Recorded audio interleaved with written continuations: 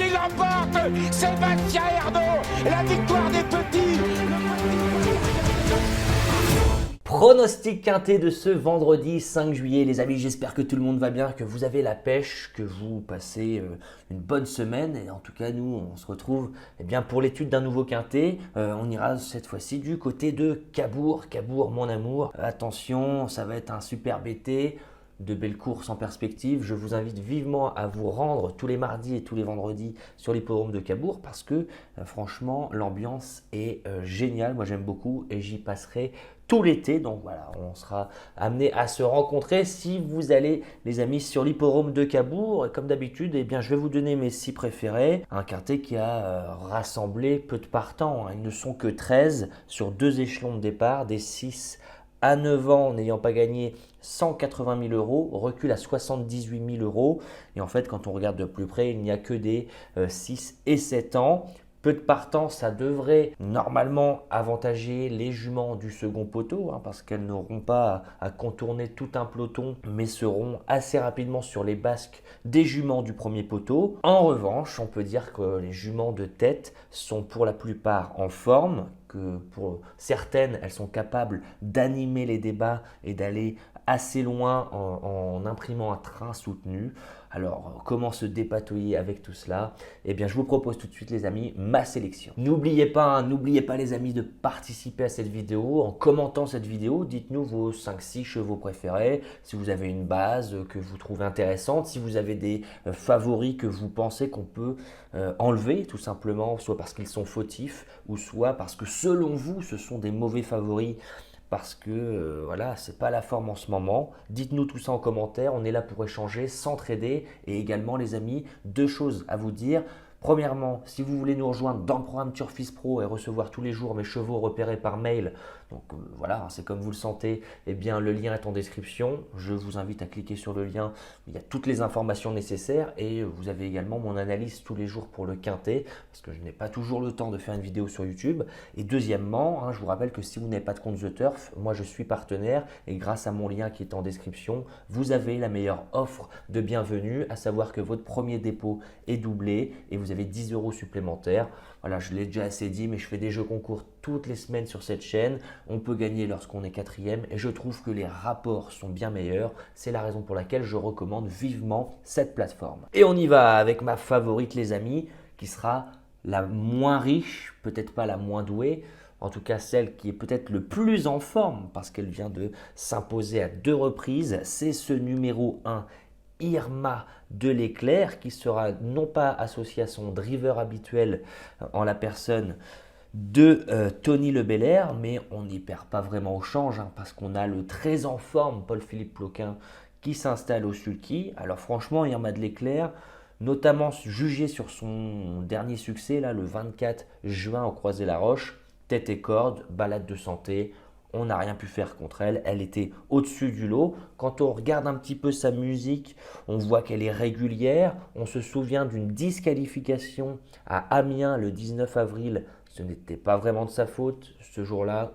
Voilà, je pense que le driver avait été un peu chaud, il avait fait énormément d'épaisseur, Tony Le Belair, et la jument dans le dernier tournant avait un peu calé, était un petit peu perdue. Jugé sur ses 2 récents succès, encore une fois, même si c'est la moins riche, je pense qu'elle a une très belle chance dans ce lot. En 2e position, eh bien, je tente un coup de poker, parce que je pense pas que ça soit une jument qui fera partie des 3-4 favorites. C'est ce numéro 7, Hébé du Petit Odon. Alors pourquoi elle ne fera pas partie des favorites? Parce que quand on regarde ses dernières prestations, c'est presque toutes sur herbe. Donc on peut avoir voilà, le sentiment qu'elle est meilleure sur herbe que sur sable. Cependant, il y a 2 atouts majeurs, je trouve, dans sa candidature. Premièrement, la drive de Johan Le Bourgeois. Attention, Johan Le Bourgeois à Cabourg, on sait qu'il faut faire très attention à lui, il est très très dangereux. Et quand on va un peu plus loin dans l'analyse et dans le replay des courses, eh bien, je vous invite à regarder ces 2 dernières courses en replay, le 16 juin à Saint-Pierre-la-Cour et le 30 juin à Arras. À chaque fois, elle refait la ligne droite tout simplement et vient échouer finalement d'assez peu. Alors, Johan Le Bourgeois ne devra pas utiliser sa tactique favorite avec cette jument, à savoir de prendre tête et corde vu que c'est une attentiste. Mais si elle arrive à se faire emmener par des juments de tête qui vont imprimer un train soutenu pour éviter que ceux qui sont à 25 mètres reviennent, eh bien je pense que vu la forme qu'elle a, avec l'appui de Johan Le Bourgeois, ce numéro 7 Hébé du Petit Odon peut venir casser des jeux dans le tiercé ou dans le quartet. En troisième position, allez, on va quand même aller au second poteau les amis, avec une jument, ce numéro 11, Ixora, menée par l'habile Pierre-Yves Verva, qui la connaît très bien puisqu'il l'entraîne. Quand on regarde sa musique, on se dit « Ah là là, ces derniers temps, elle n'est pas si fiable que ça, 2 fois fautive lors de ses 3 dernières courses. » Mais quand on regarde de plus près, à chaque fois, ce n'est pas Pierre-Yves Verva au sulky qui l'a mené lors de ses fautes. Par contre, une statistique qui plaît dans sa faveur, sur les 7 dernières associations avec Pierre-Yves Verva au sulky, 7 podiums les amis, et on sera aujourd'hui pour la première fois déféré corde à droite. On est peu expérimenté corde à droite, mais visiblement ça ne doit pas faire peur parce qu'elle s'était imposée pour ses débuts à Arras corde à droite, puis à Lisieux corde à droite et ne s'est jamais montrée fautive, tout simplement corde à droite. Donc je ne pense pas que ça va jouer en sa défaveur. Pierre-Yves Verva revient au sulky. On a quand même combattu dans de bons petits lots, que ce soit à Enghien ou à Vincennes notamment, toujours régulière, toujours dans l'argent.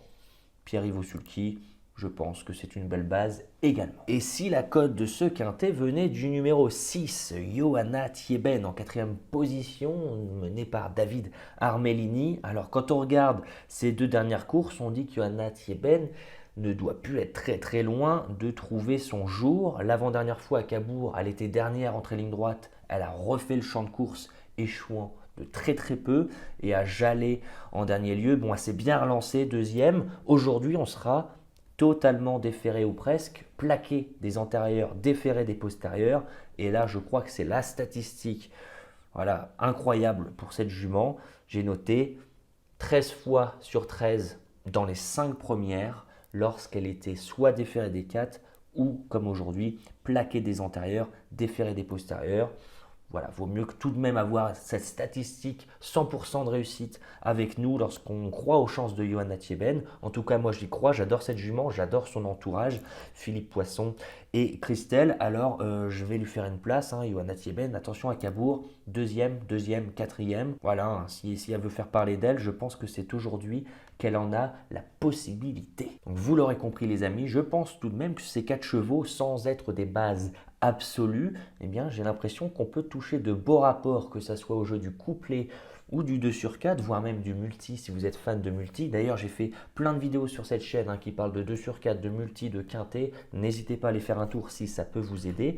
Mais j'ai quand même l'impression que ces chevaux peuvent venir créer de belles surprises à belle cote et pourtant ils sont en forme et ils sont fiables. Alors moi, je me laisse tenter par ces 4 candidatures que je trouve très alléchante au papier. En 5e position, les amis, je fais une place au numéro 13, Idol of Love, tout simplement pour la qualité de l'engagement, c'est incroyable. À seulement 40 € de ne pas pouvoir participer à cette course, on est de 100 000 € la plus riche par rapport à celle qui est la moins riche.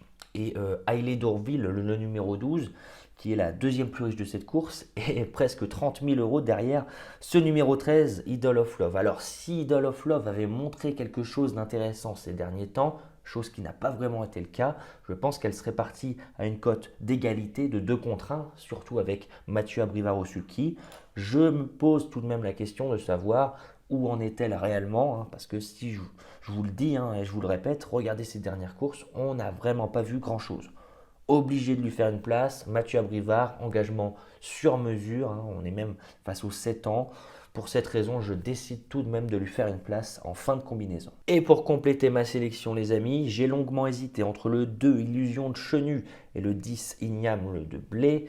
Je jette mon dévolu tout de même sur une jument qui a montré énormément de potentiel, qui lorsqu'elle ne fait pas de faute, est souvent sur le podium, pour ne pas dire tout le temps. C'est ce numéro 10, Igname de Blé, certainement la jument de classe du lot. Bon bah voilà, si elle décide de trotter, elle sera à l'arrivée de cette course. Si elle décide de faire une bêtise, elle ne fera pas l'arrivée, c'est logique. J'ai entendu un Tony Le Belair pas non plus chaud bouillant, voilà, mais peut-être qu'il n'avait pas vu le nombre de partants, peut-être qu'il n'avait pas vu l'opposition, et je trouve tout de même que l'opposition aujourd'hui est dans ses cordes, hein. Donc même si Tony Lebert n'est pas si chaud que ça, je m'en méfierais tout de même pour une place en 4e ou 5e position. Je répète ma sélection les amis, j'ai placé en tête l'As Irma de l'Éclair qui reste sur 2 succès. Il faut s'en méfier, on peut avoir un hat-trick de sa part, elle est vraiment en forme. Tout comme d'ailleurs ce numéro 7 EB du Petit Odon qui revient sur le sable mais qui nous a montré 2 magnifiques fins de course lors de ses 2 dernières sorties. En 3e position le 11 Xora lorsqu'elle est drivée par Pierre-Yves Verva ces derniers temps, c'est sur le podium à chaque fois. En 4e position le 6 Johanna Thieben avec cette statistique incroyable, déféré, eh bien c'est 13 fois sur 13 dans les 5. Statistiquement, c'est la base de la course. Voilà, les chiffres restent les chiffres, bien entendu.